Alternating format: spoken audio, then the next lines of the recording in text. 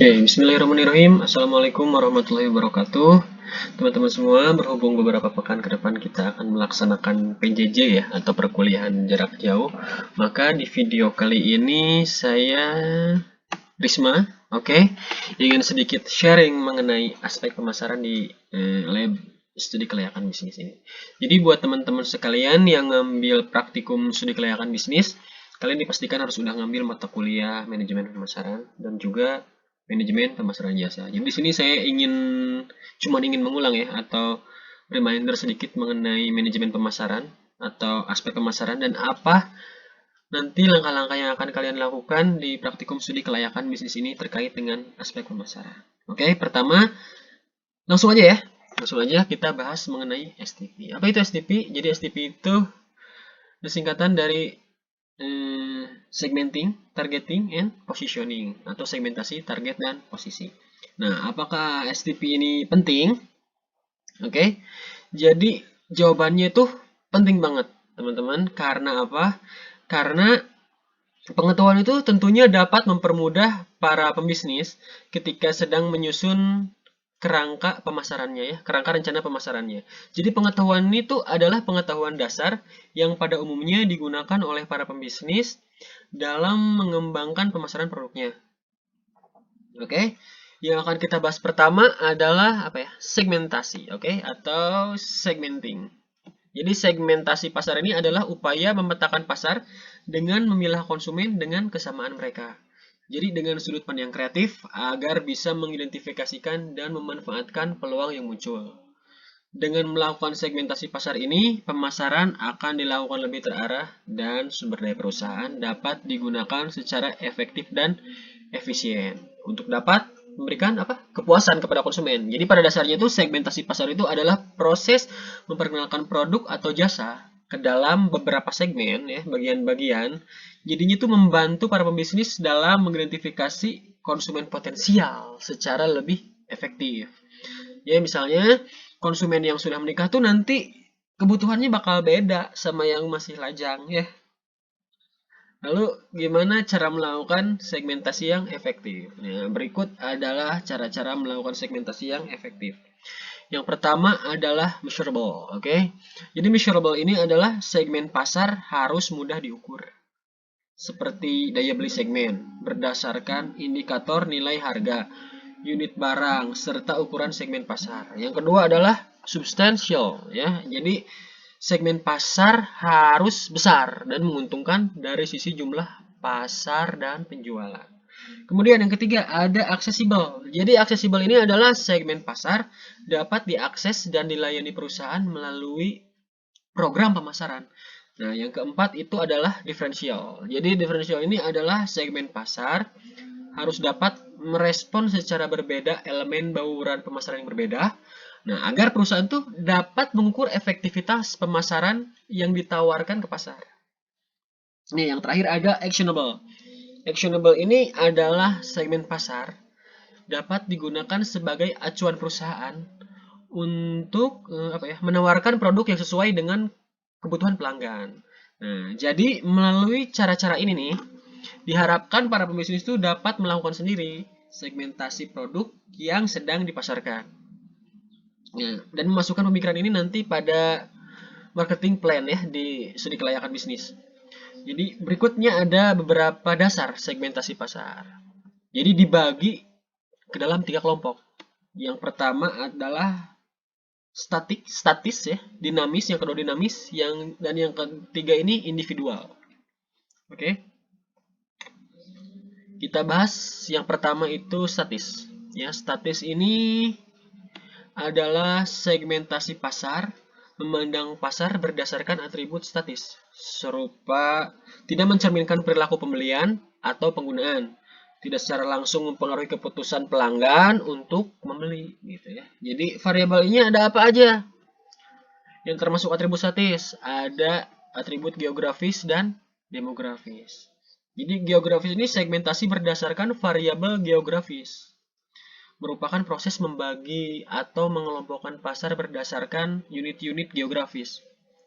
Jadi contohnya kayak wilayah, negara, dan kota. Nah, kemudian demografis merupakan membagi atau mengelompokkan pasar berdasarkan unit-unit demografis. Seperti apa aja? Usia, jenis kelamin, ya, gender. Kemudian apa? Pekerjaan. Apalagi? Jumlah anggota keluarga, pendapatan, oke? Terus pendidikan. Nah, atribut yang kedua ini ada dinamis. Jadi atribut dinamis ini merupakan segmentasi yang memandang pasar berdasarkan atribut-atribut yang mencerminkan human karakteristik pelanggan, ya. Jadi secara langsung memengaruhi alasan pelanggan untuk membeli. Jadi yang termasuk atribut ini adalah psikografis, terus apa? Perilaku. Jadi psikografis ini adalah proses membagi atau mengelompokkan pasar berdasarkan unit-unit psikografis. Apa aja? Ada kelas sosial dan gaya hidup. Oke, ada sultan, ada rakyat jelata. Oke. Kemudian perilaku, ada lagi nih. Kepribadian dan lain-lain. Kemudian perilaku ini dia sama ya, dia membagi konsumen ke dalam beberapa bagian, yaitu ada cara konsumen menggunakan barang, ya, berdasarkan cara konsumen menggunakan barang, loyalitas brand, perasaan konsumen ketika menggunakan produk, ya, tingkah laku, dan frekuensi pemakaian. Kemudian yang ketiga adalah individual. Jadi individual ini adalah segmentasi yang biasanya dilakukan atas unit terkecil pasar individu, atau ini apa, segment of one, ya. Jadi kehadiran internet pada zaman sekarang ini sangat membantu penerapan segmentasi individu ini. Contohnya apa? Online shop zaman sekarang misalkan, ya. Jadi konsumen atau pelanggan tuh dapat dengan mudah memilih barang yang mereka ingin dan bertransaksi melalui smartphone mereka. Ya, jadi ini adalah pembahasan mengenai segmentasi. Oke, selanjutnya kita akan membahas tentang targeting. Targeting itu apa? Jadi targeting itu adalah proses mengevaluasi proses mengevaluasi setiap daya tarik segmen, kemudian memilih salah satu atau lebih karakteristik untuk dilayani. Nah, dalam proses ini, perusahaan tuh harus mempertimbangkan apakah memilih segmen massal, beberapa segmen kecil, atau segmen yang sangat kecil.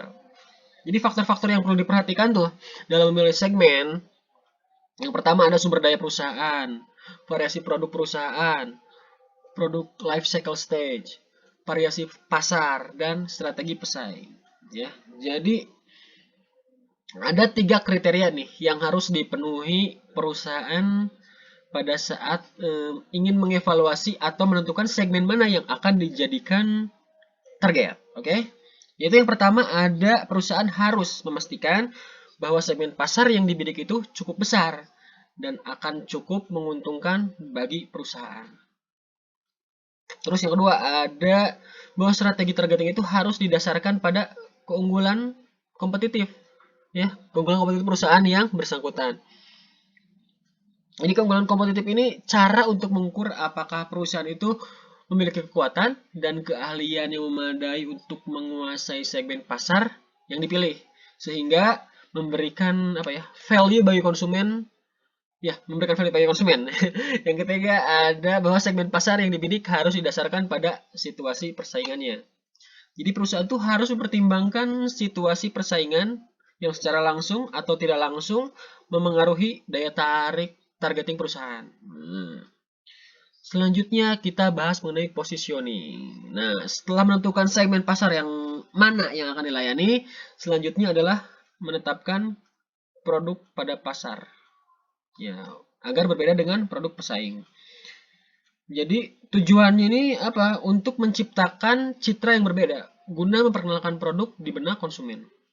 Ya, ada beberapa jenis nih, jenis-jenis positioning, ya. Yang pertama ada positioning berdasarkan atribut produk.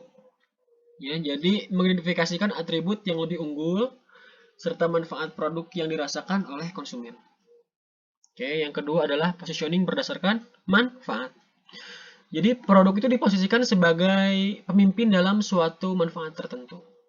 Yang ketiga ada positioning berdasarkan penggunaan produk. Oke. Jadi unsur yang akan ditonjolkan tuh yang mana kompetitor nggak punya gitu ya mengenai produk yang kita miliki. Yang keempat adalah positioning berdasarkan pemakaian produk. Nah, jadi menekankan pada siapa pemakaian produk dan memposisikan sebagai produk yang terbaik bagi konsumen tersebut. Nah, yang kelima ada positioning berdasarkan pesaing. Jadi kalau ini tuh kita membandingkan keunggulan-keunggulan yang dimiliki kompetitor sehingga konsumen tuh dapat mengetahui mana produk yang terbaik. Ya, jadi mereka bisa tahu ya mana produk yang terbaik. Yang keenam tuh berdasarkan kategori produk, diposisikan sebagai pemimpin kategori produk dan ditujukan untuk pemecahan masalah yang dihadapi konsumen. Nah, yang ketujuh ini adalah positioning harga atau kualitas. Jadi ini produk menawarkan nilai yang terbaik. Ya, jadi kesimpulannya adalah metode STP ini, belum kesimpulan, oke? Kita lihat dulu jenis-jenis positioning. Jadi yang pertama ada mengidentifikasi keunggulan kompetitif. Ya, kita harus tahu dulu keunggulan kompetitif atau kelebihan-kelebihan yang tidak dimiliki oleh perusahaan lain ya. Kemudian memilih keunggulan komparatif apa yang dimiliki. Yang ketiga itu mewujudkan dan mengkomunikasikan posisi. Ya, bisa kalian buat tagline atau buat cerita mengenai produk untuk dapat dikomunikasikan. Yang tipe D-nya itu mengkomunikasikan posisi. Oke, nggak apa-apa. Nah, jadi kesimpulannya segmentasi STP ini adalah jadi kesimpulannya adalah metode STP merupakan 3 rangkaian proses yang harus dilalui pada penetapan strategi bisnis. Nah, hal ini itu berlaku untuk berbagai jenis produk, baik barang maupun jasa. Juga cara pemasaran baik offline ataupun online ya. Jadi setiap perusahaan baik itu perusahaan individu ataupun usaha organisasi memiliki keterbatasan. Jadi sangat nggak mungkin ya kalau kalian tuh ngambil semua target pasar. Pokoknya mah produk orang bakal melayani semua segmen, itu nggak mungkin, oke? Jadi kita ditentukan melalui proses STP. Maka nanti dapat dikatakan efektif dalam hasil serta efisien dalam tindakan. Kemudian ada yang nggak kalah pentingnya nih. Ini adalah analisis mengenai pesaing. Oke, tapi sebelum saya membahas mengenai analisis pesaing, saya mau ngasih quotes nih. Ada quotes dari Zenzi ya, dari si babah ini nih, babah botak. Nggak botak ya, nggak botak-botak amat. Zenzi ini adalah dia seorang jenderal ya dari Tiongkok. Dia ahli strategi militer dan juga filsuf yang hidup zaman baheula lah ya pokoknya. Jadi dia itu bikin buku The Art of War ya atau seni dalam berperang. Nah, kita di sini bisa diaplikasikan dalam seni perang dalam dunia bisnis kali ya, berkompetisi di dunia bisnis. Quotes-nya gini nih. If you know the enemy and know yourself, you did not fear the result of 100 battles. Apa artinya? Jadi kalau kamu tahu gimana musuhmu ya, tahu apa itu musuhmu, dan juga kamu tahu dirimu sendiri, kamu tuh nggak perlu takut dengan hasil pertempuran, dengan hasil beratus-ratus pertempuran. Tapi, if you know yourself but not the enemy, for every victory gain you will also suffer a defeat. Jadi, kalau kamu tahu dirimu sendiri, tapi kamu nggak tahu seperti apa musuh kamu ya. Jadi dalam beberapa kemenangan yang diraih itu, pasti juga kamu menderita kekalahan. Nah, yang terakhir nih. If you know neither the enemy nor yourself, you will succumb in every battle.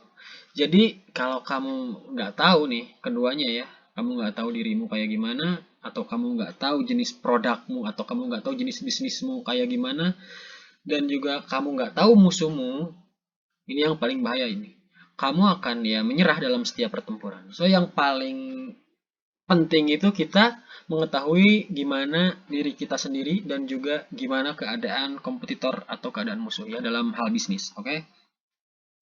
Nah, itu ya quotes dari Zenzi. Oke, kita lanjut mengenai analisis pesaing. Jadi, apa tujuannya? Jadi, tujuan analisis pesaing ini adalah agar perusahaan itu dapat menetapkan kebijakan. Ya, kebijakan apa ya? Kebijakan pemasaran. Kebijakan pemasaran yang kompetitif dan dapat menunjukkan keunggulan kepada pesaing. Jadi, ada beberapa langkah untuk menganalisis pesaing. Oke, saya sebutkan aja di sini ya. Ada yang pertama, mengidentifikasi pesaing. Jadi kalian harus tahu dulu nih, siapa kira-kira yang bakal jadi pesaing kalian nanti. Oke, udah gitu kalian harus juga menentukan atau mengetahui gimana tuh sasaran si pesaing. Oke, dari STP itu selain kalian buat STP buat bisnis kalian, kalian juga harus tahu ya strategi, targeting, dan positioning para pesaing. Oke. Kemudian ini nih, mengidentifikasikan strategi pesaing ya, bagaimana strategi pesaing dan bagaimana strategi kita pun harus mengetahui.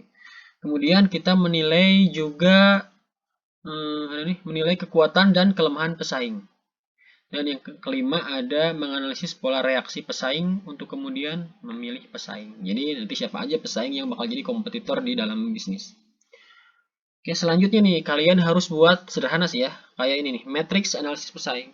Nah, kalian nanti jelas ini dalam atribut ada produk, harga, pelayanan, promosi, lokasi, dan lain-lain ya. Jadi nanti kalian tentukan tuh kan, diidentifikasikan pesaing 1, pesaing 2. Kalau misalkan pesaingnya banyak, kalian masukin pesaing-pesaingnya yang nanti potensial tuh jadi pesaing kalian. Kemudian juga jangan lupa produk atau jasa kalian di sini masukin. Nah, nanti kalian dapat menilai analisis ini dengan memberikan penilaian ya, skor antara 0 sampai 100. Misalnya produk kita nilainya lebih besar daripada produk pesaing 1, tapi lebih kecil daripada pesaing 2. Oke, jadi dari hasil ini nanti kalian bakal tahu posisi kalian tuh ada di mana di antara para kompetitor. Oke, ini untuk analisis pesaing.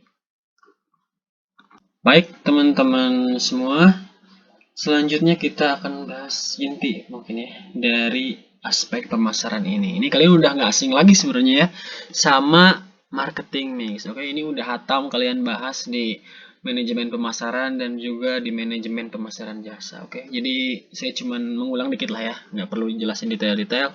Oke, jadi marketing mix ini apa? Jadi marketing mix ini atau bauran pemasaran ini merupakan komponen-komponen kebijakan perusahaan. Ya, ini ditetapkan untuk mencapai sasaran perusahaan. Jadi bauran-bauran ini dibedakan atas jenis produk yang dihasilkan, yaitu barang ataupun jasa. Nah, kalau dulu ya, marketing mix ini cuma ada 4P, oke, khusus buat produk. Yang pertama ada produk, yang kedua ada price, ya, udah tau lah ya. Yang ketiga ada place, yang keempat ada promotion. Nah, seiring berkembangnya waktu ya dan berkembangnya juga bisnis jasa, oke, marketing mix ini juga berkembang. Jadi ada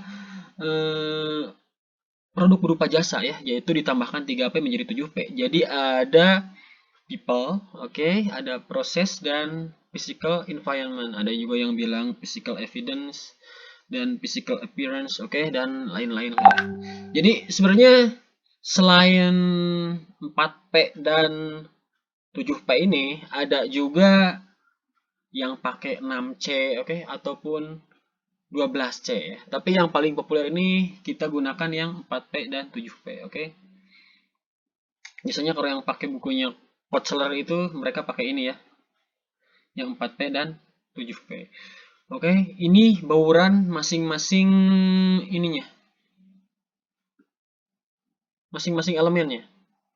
Ya, jadi saya nggak akan ngebahas ini sih ya. Tapi yang paling penting saya akan bahas mengenai apa kaitannya dengan materi sebelumnya. Nah, ini perlu diperhatikan baik-baik ya.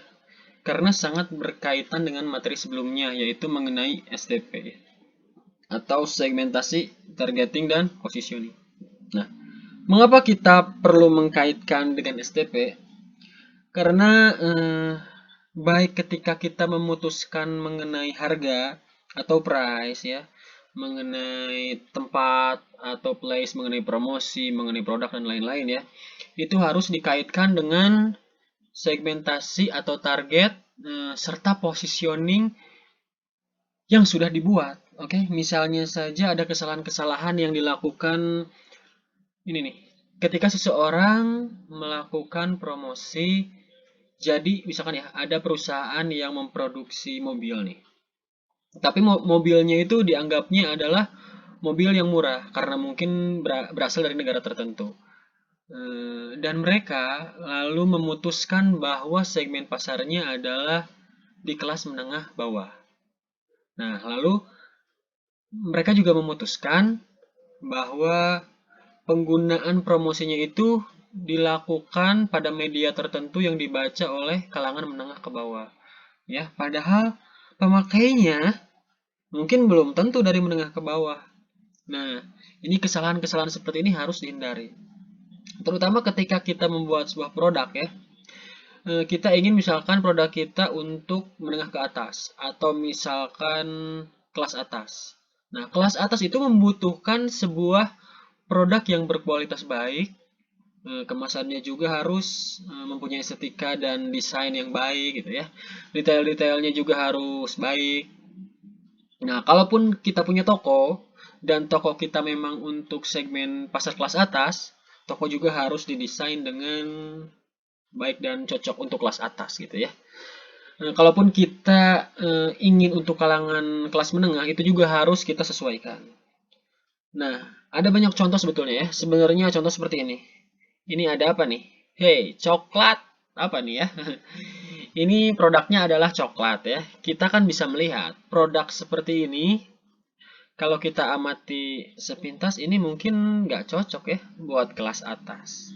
Karena desainnya hanya dari plastik ini ya. Kemudian ya modelnya seperti ini. Oke, akan berbeda misalkan dengan coklat-coklat untuk kelas atas yang biasanya dikemas dengan lebih eksklusif dan lebih mewah gitu ya. Tapi kita juga tahu bahwa model seperti ini tuh bukan untuk kelas bawah juga ya. Dari produknya kita bisa tentukan. Artinya produk itu harus mencerminkan dari strategi STP yang telah kalian tetapkan sebelumnya. Nah, demikian juga misalkan kemasan. Jadi kemasan dari bentuknya ini juga disesuaikan dengan STP yang sebelumnya. Nah, baik itu soal harga, baik itu soal promosinya. Nah, jangan sampai kita segmen pasar kita misalkan untuk anak-anak nih, tapi pembelinya keputusan pembeliannya itu ada di orang tua. Lalu kita memasang iklannya di majalah anak-anak. Nah, jadi kita juga harus tahu siapa yang juga menentukan atau membuat keputusan dalam pembelian ya. Hingga promosi itu dilakukan di target pasar yang tepat. Nah, kita juga sering mengatakan bahwa produk ini adalah untuk kelas menengah. Nah, kelas menengah itu seperti apa? Apa kriterianya kelas menengah ya? Emang kriteria kelas menengah itu dari tahun ke tahun itu berubah-ubah ya?